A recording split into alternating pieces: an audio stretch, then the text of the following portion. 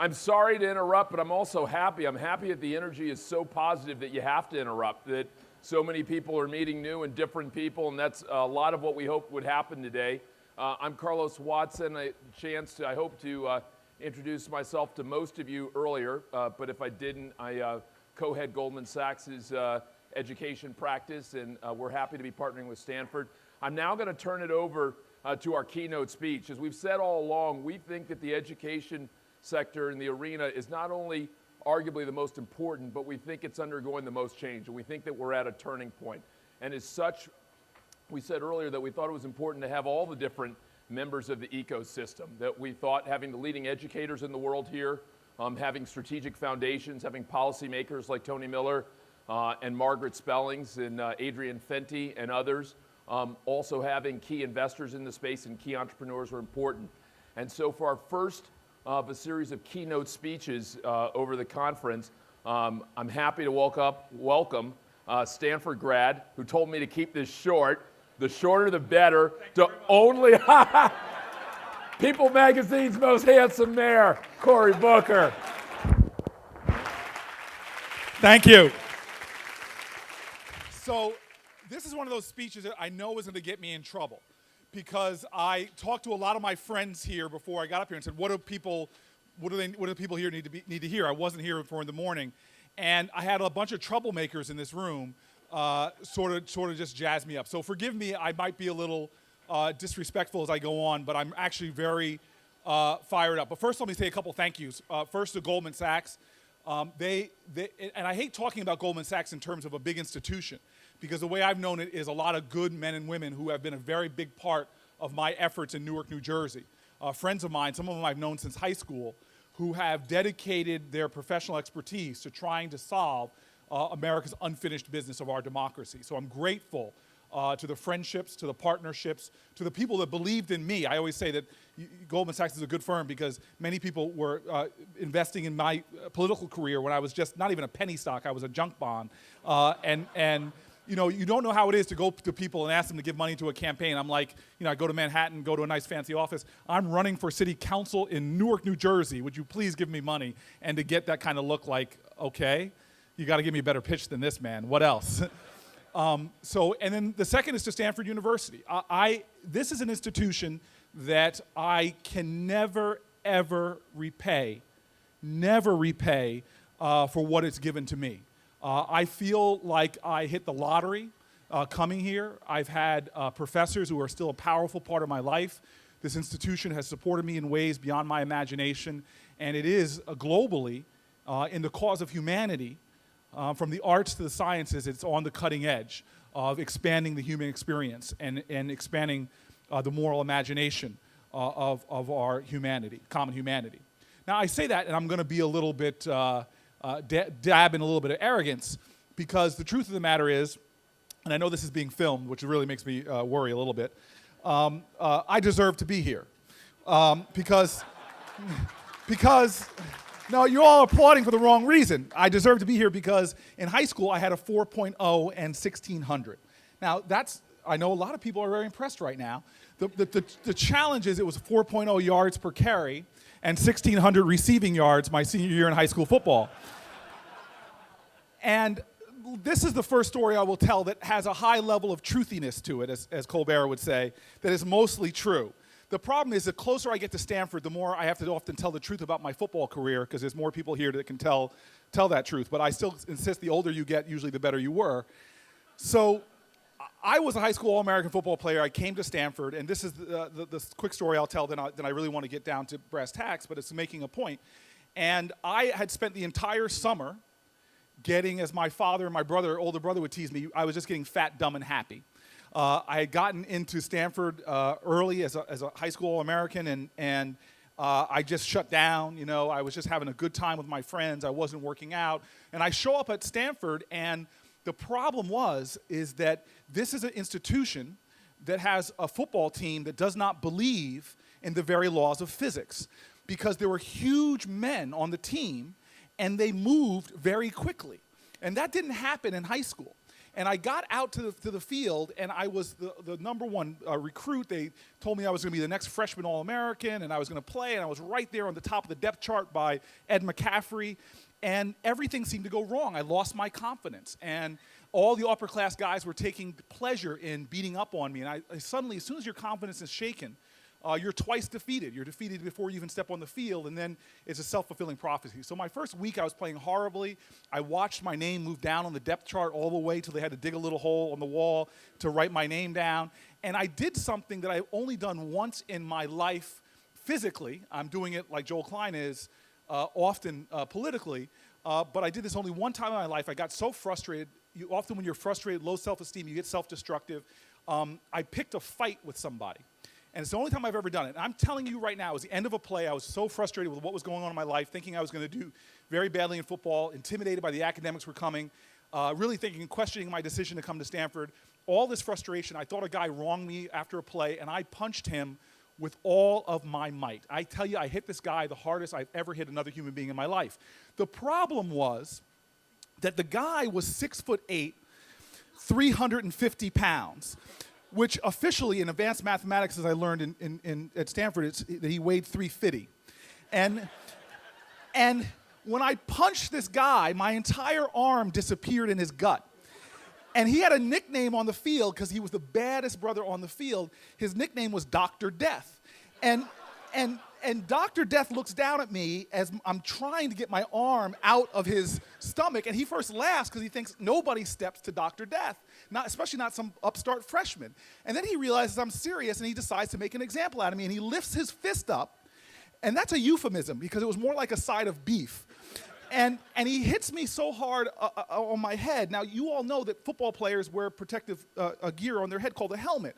But this guy hit me so hard that 3,000 miles away in New Jersey, my mama felt the pain. And my legs, which had been loyal to me for 18 years, looked up at me and said, "Yo, man, we're out of here." And I fell down on the ground. Now, you would think the fight would be over. One quivering mass of flesh on the ground, one guy, 6'8", 350, standing there. But no, he was not done. He puts out his arms and does a free fall right on my chest. And now you can't scream. I found this out. You cannot scream when your chest cavity has collapsed. It's impossible to do. And I tried to scream, but thank God, nothing came out. But everybody saw what was happening. And 20 guys rushed over to break up the so-called fight. And now lifting a guy off of me that weighs 350 is a very difficult thing to do. So they couldn't lift him, so they rolled this man off of me, which thereby crushed every other bone in my body. And then they separated 10 guys holding this guy back as he's launching men into orbit, trying to get at me. I'm being held back by one cornerback that weighed about $120, and I'll never forget this moment when I realized truly why men are weaker than women is because we have this horrible, outlandish ego, especially for us politicians. And my ego, even though my body was crushed, my ego was alive and kicking, and it jumped up and took over my mouth and started yelling, "Let me go, I'll kill him, let me go." And the rest of my body's like, "Say what?" Do not let me go. Hold on to him. So long story short, practice was over. Everybody went back to the showers. I was quitting. This was a decisive moment in my life. I was quitting Stanford. I'm done. I'm going to go back to Jersey.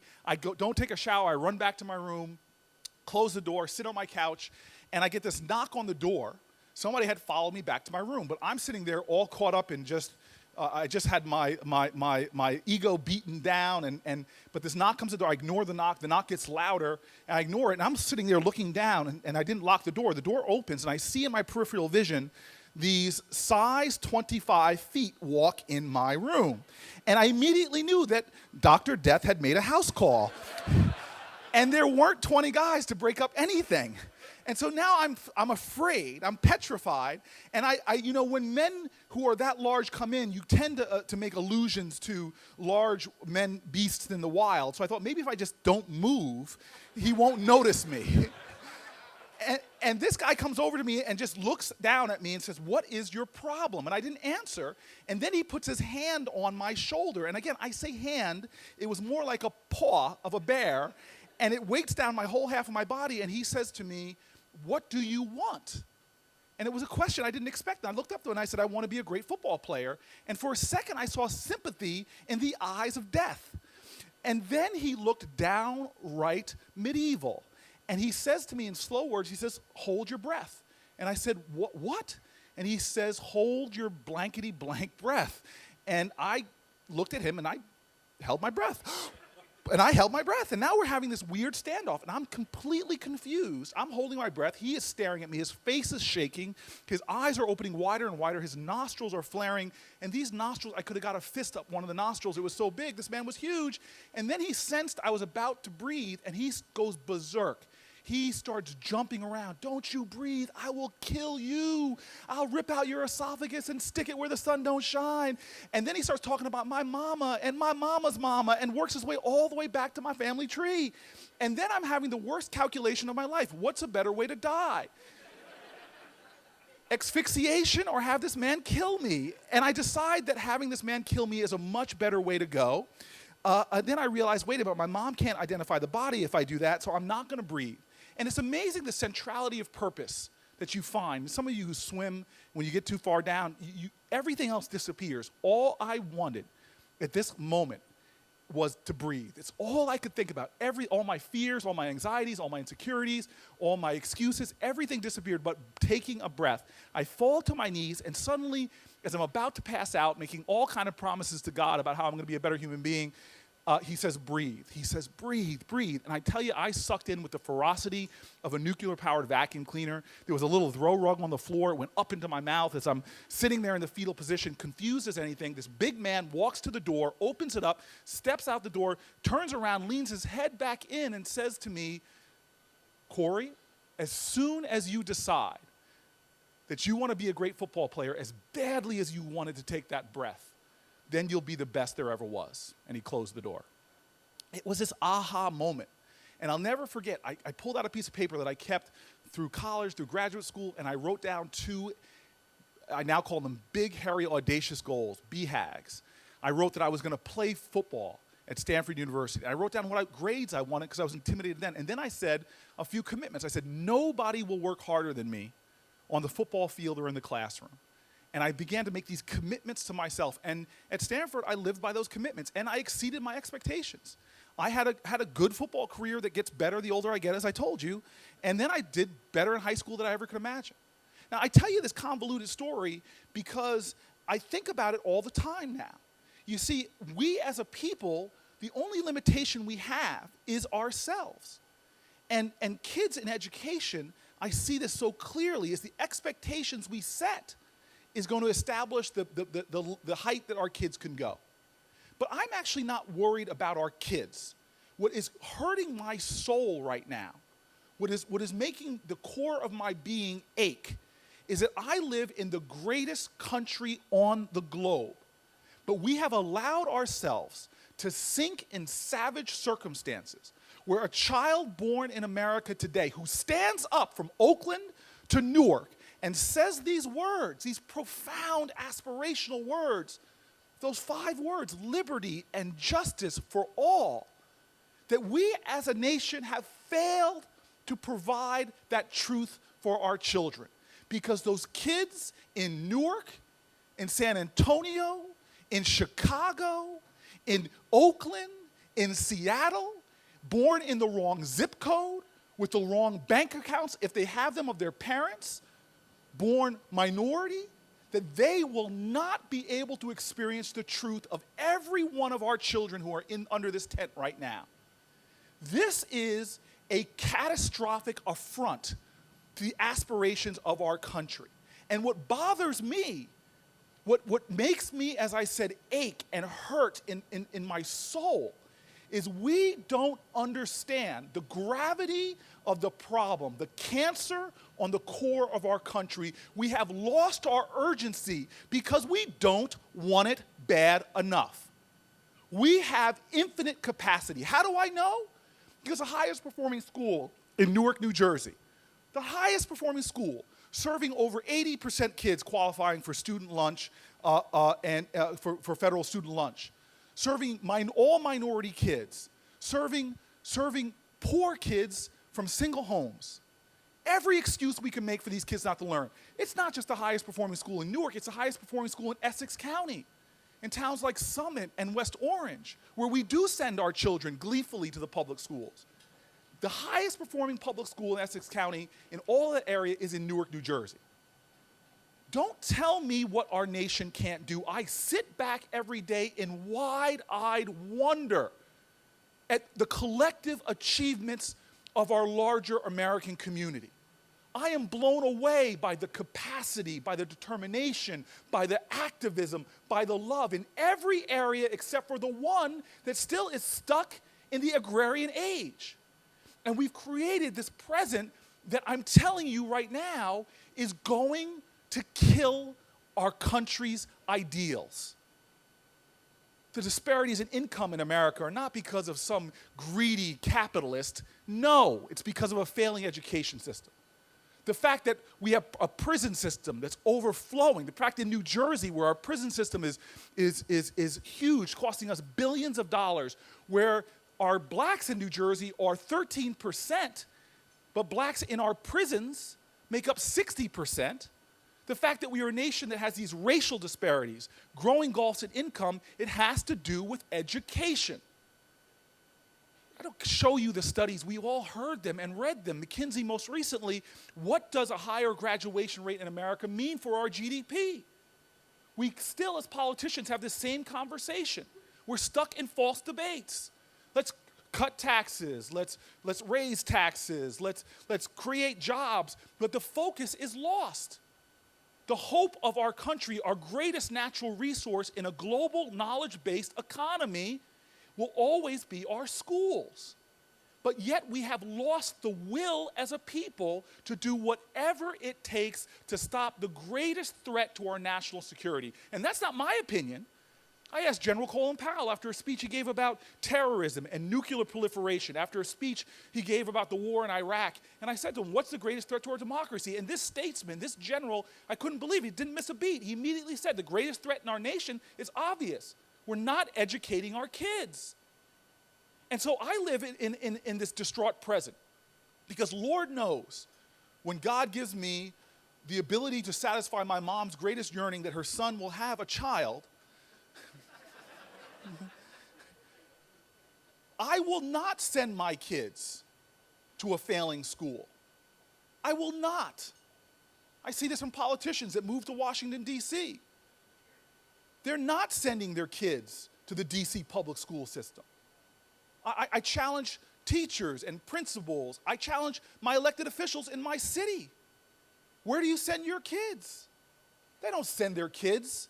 If you're elected or connected or have the wealth, you don't send your kids into the schools. And what is the result? I was elected mayor in 2006 and got death threats to me. And I remember I used to come home. I lived in public housing projects for 8 years of my life. In a high-rise public housing project on the top of the building. And there was a group of kids, and every one of these children, African American, I saw my father in their eyes. My dad was born poor. In fact, he says, son, I wasn't born poor. I was just Po, P-O. I couldn't afford the other two letters. What are you talking about? My dad was born to a single mom. The single mother couldn't take care of him. So he was raised for a bit by his grandmother. 11% of my kids in Newark being raised by their grandparent. She couldn't take care of them. He was brought in by people in the community. He tells me then he was the unbelievable conspiracy of love in that town that would not let him fail. He was going to defer college at North Carolina Central University because he couldn't afford tuition, and people knew he would never go. So what do? Anonymous people in a poor town put dollar bills in envelopes, enough money for him to afford the first semester's tuition, so he could then go on and get a job and stay there. And my father tells me this. It says it's a conspiracy of love. He said, son, you were born on third base. Don't think you hit a triple. You are the result of a conspiracy of love. Why? Because black people and white people kept coming together and doing Herculean things. I gave the speech for my mom's 50th anniversary commencement at Fisk University, and she dragged me around with tears in her eyes. You got to meet this person. You got to meet this person. Because they sat in at lunch counters for you. They were spit on and kicked. black people and white people coming together to overturn Jim Crow. And then my parents come to Washington, D.C., conspiracy of love, people whose names I'll never know, opened up companies to hire my parents for the first time. IBM wasn't hiring black people. Sinclair Oil wasn't hiring black people. But suddenly my parents became the first wave of African Americans to get equal opportunity in employment, a conspiracy of love. And then when my parents wanted a great school system, they moved to New Jersey and they found a great town with one of the highest ranked school systems. But the town's real estate agent wouldn't show them houses. A conspiracy of love. Blacks and whites came together with the Fair Housing Council and actually sent a white test couple, ironically named Mr. and Mrs. Brown, but they weren't, they were white, to the house that my parents were told was sold. My parents then had the white couple show up. Eventually, they confronted the real estate agent. He literally hit the lawyer, saying the dog on my father. A court case later, I move into Harrington Park, New Jersey, one of the top school systems in our country. And my parents would look at me time and time again and say, son, you are here because Americans did not accept the status quo. They were willing to put time, resources, money, sweat, and blood on the line to make this nation more just. You, son, drank deeply from wells of freedom and liberty that you did not dig. You eat lavishly from banquet tables prepared for you by your ancestors. What is your choice? You are not going to get called to storm beaches in Normandy. You are not going to get called to do freedom rides. But you cannot accept a nation that does not live up to its ideals. You cannot grow drunk on the wine of other people's sacrifice and struggle. And so how does it feel to me when I'm in the projects in Newark and my father is visiting me now regularly in a place called Brick Towers, and he looks at me anguished and says, son, I worry that a child born in 1936 in America, in a viciously segregated town, under Jim Crow, so poor that he was Poe, that a child born in 1936 under these circumstances, that's born black and poor in America, will have better life chances than a child born in 2006. Now, how do I know that? Because I asked people here, what should I talk about? I had Lorraine Jobs say to me, can you believe in this area of the globe, Silicon Valley, the Bay Area, that you got a high school called Thurgood Marshall that was with 2,000 other high schools 2 years ago put on a list of dropout factories that should be the shame of our nation, where children have no hope, that this year that high school, miles from where we stand right now, only graduated out of 600 kids, 10 that were college ready. 10. This to me is an affront to everything we claim we are. Where is the moral outrage? Where is the I'm going to deal with this? I may not be called to be on a beach in Normandy. I may not be called to be on a bus in a freedom ride, but damn it, I will not allow this to happen in the United States of America on my watch.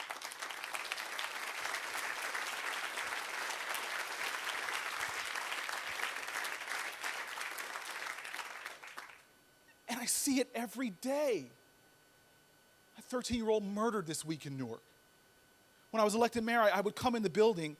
Before I got elected, I had death threats on me from prison cells. And so there were cops coming home. And the kids that used to hang out in my lobby didn't hang out. But I love these kids. They were going to a dropout factory in Newark. I saw with one of them, he had quick with wit and funny. He was a beautiful child. And they weren't hanging out in my basement anymore. They were showing some colors. They were filling my lobby when I'd come home at 2 o'clock in the morning with smells of something I only smelled at fraternities at Stanford, wacky tobacco. And I tried, before I began getting all important and running for mayor, I tried to get these kids on the right track. I took them to movies. I sat them down with friends of mine who had been involved in selling marijuana when they were getting older to tell them that this was not the way. But now I'm mayor of the city, and I've got security coming home, and they're not hanging out. I was elected in July. In August, I show up to a crime scene. 2 bodies on the floor, one of them being loaded in the ambulance to try to save. And I just walked around to the residents. I said, we are going to stop this. This is not who we are. This is not who we are as a city. This is not who we are as a country.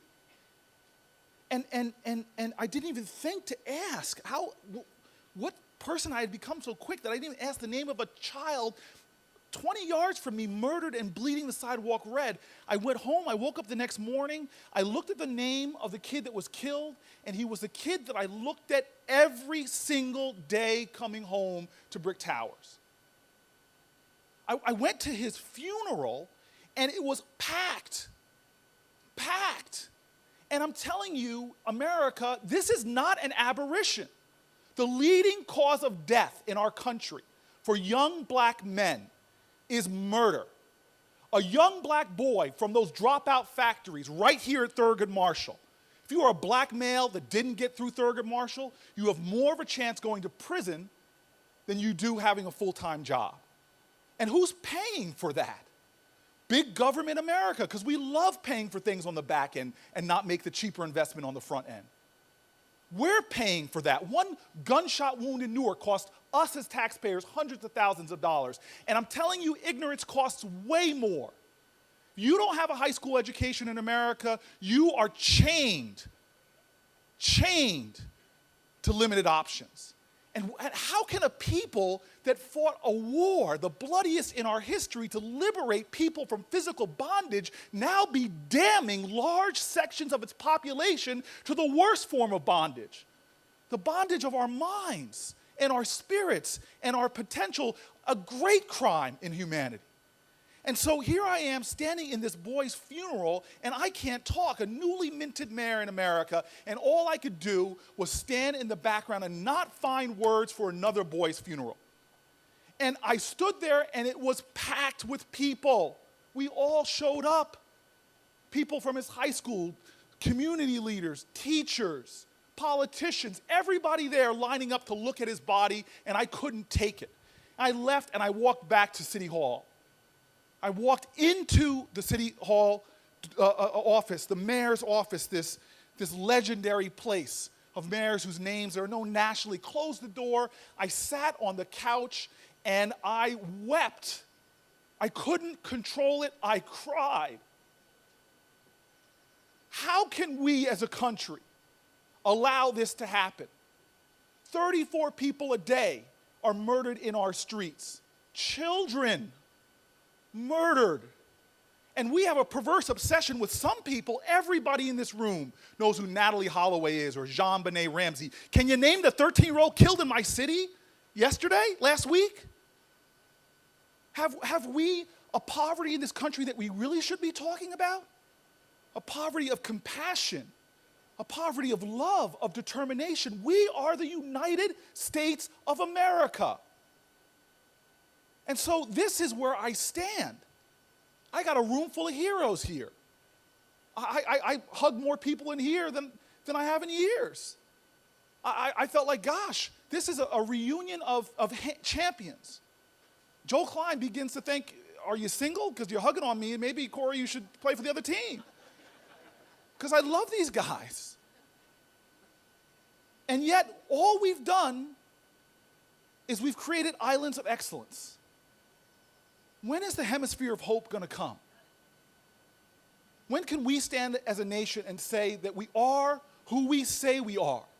That we do hold these truths self-evident, that we all are created equal.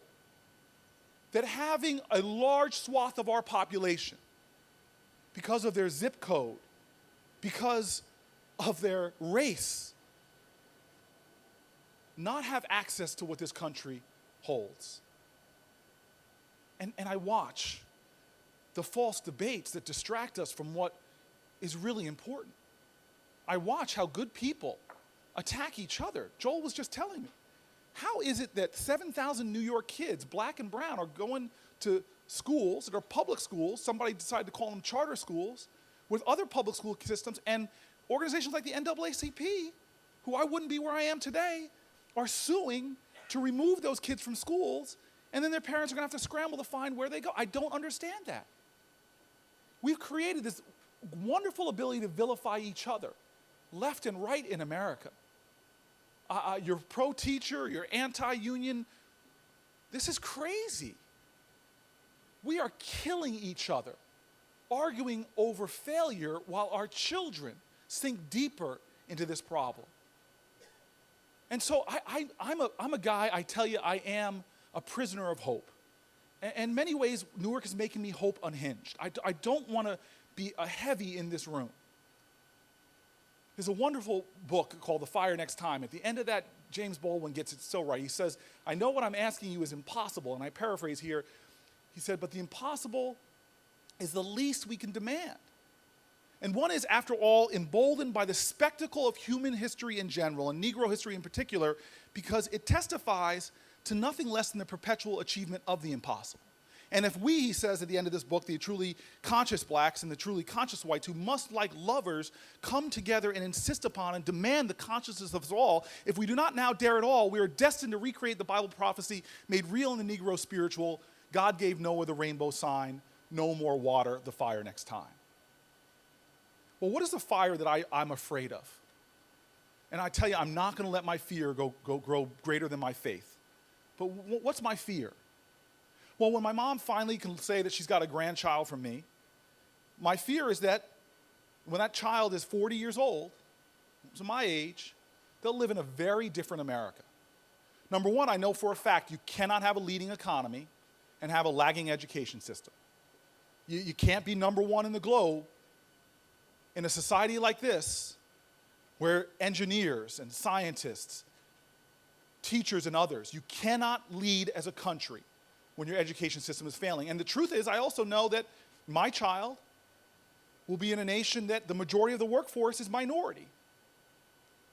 And what does that mean for a nation that has failed to heal the racial gap in education? But this is what I also know, is that our nation, when met with outrageous challenges, has shown outrageous courage.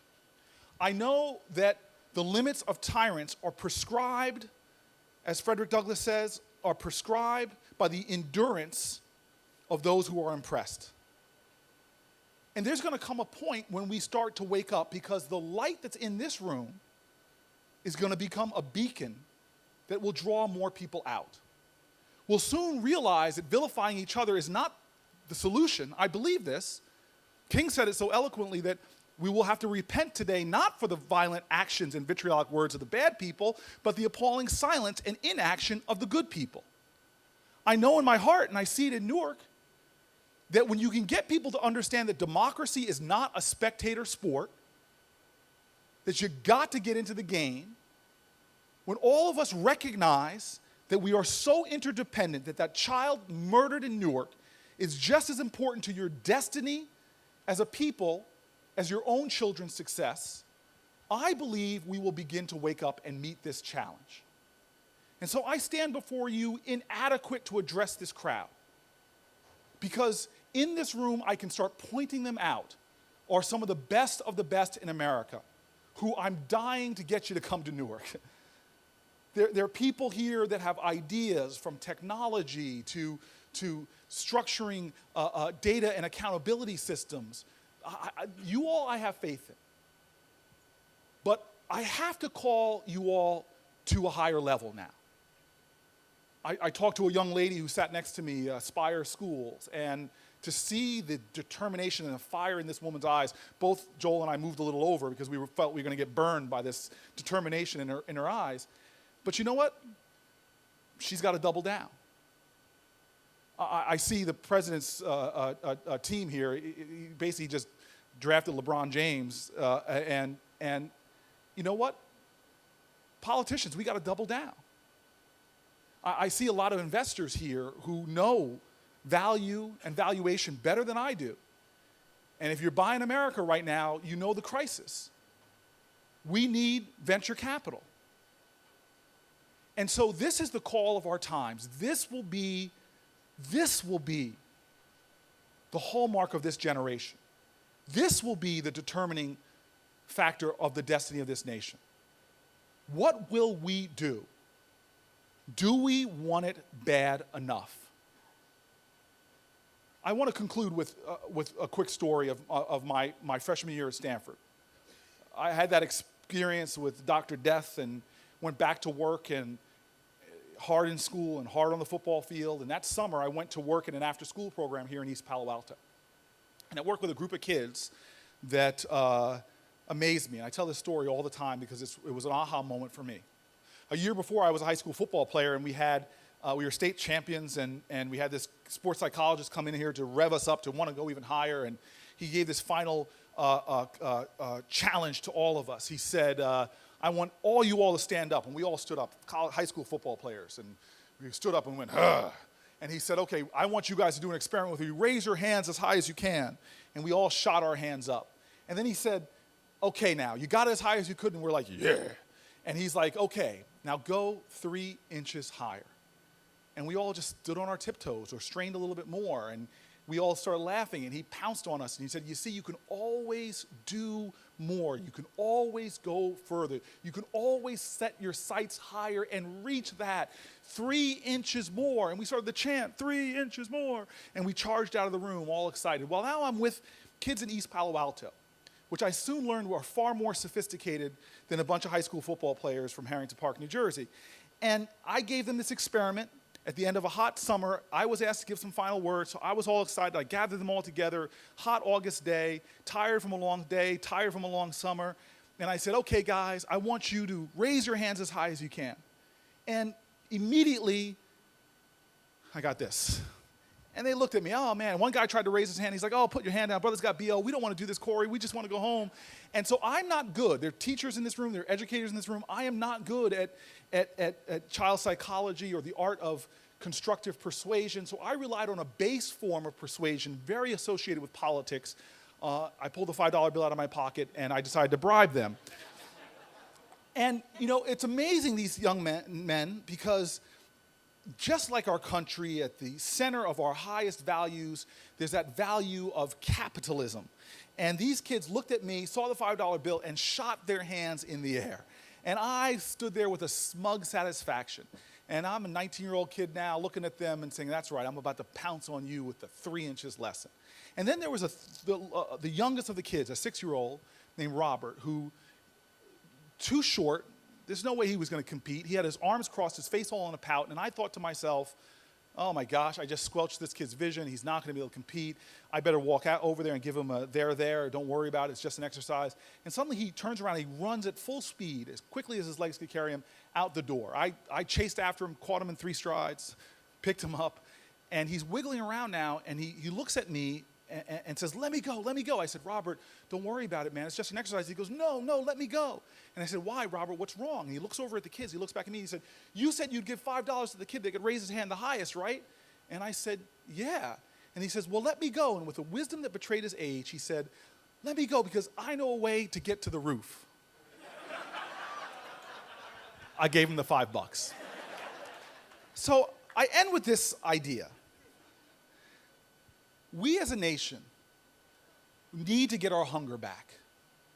We as a nation need to understand that with all of these issues we are grappling with, the core way to achieve every one of our aspirations is going to be through the classroom. It's going to be by creating not just schools, but cathedrals of learning. It's not a matter of can we do it, we've already done it. Show me any city and I'll show you all kinds of schools, public, private, charter, magnet, that are working. I see it in Newark because parents line up to get into these schools. Even our public schools, traditional public schools, parents use fake addresses to get in them. In fact, the Wall Street Journal education writer, she's actually a Newark resident, she used a fake address, her family, to get out of Newark and go to another school. They found out, because a lot of these schools have people that follow around minority kids and see where they go, and they actually took her out of her school, then her parents got the money to put them in Catholic school. But my point is that we have the models and we can make it work. And the question is going to come down to really this. Not what the politician is doing, not what a teacher is doing, but it will always come down to what are we doing? How much are we willing to give and sacrifice? How much are we going to be willing to raise the level of our effort, not just 3 inches, but to use our moral imagination, the courage of our imagination, the capacity of our hearts, the determination of our souls to get there? Will we stand up in rote routine and sing the national anthem and think that's patriotism?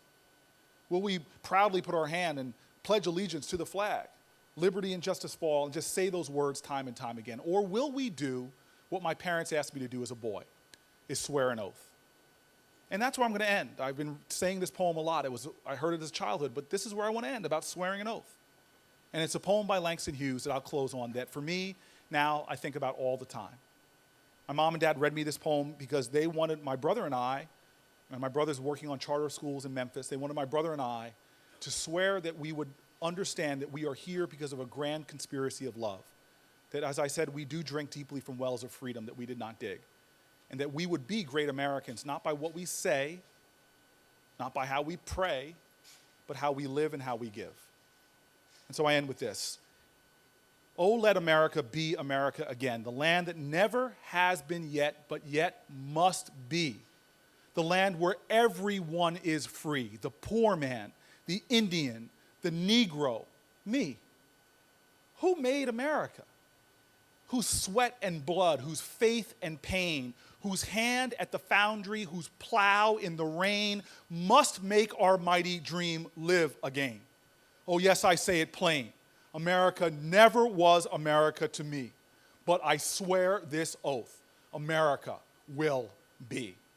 Let us make our nation rise. Let us live up to our highest ideals. Let us fulfill our promise, not just for some, but for all. Let us join hands together as a common community dedicated to sacrifice and struggle so that we may make it to the mountaintop, so that we may go even higher, so that we may find a way to the roof. Thank you very much.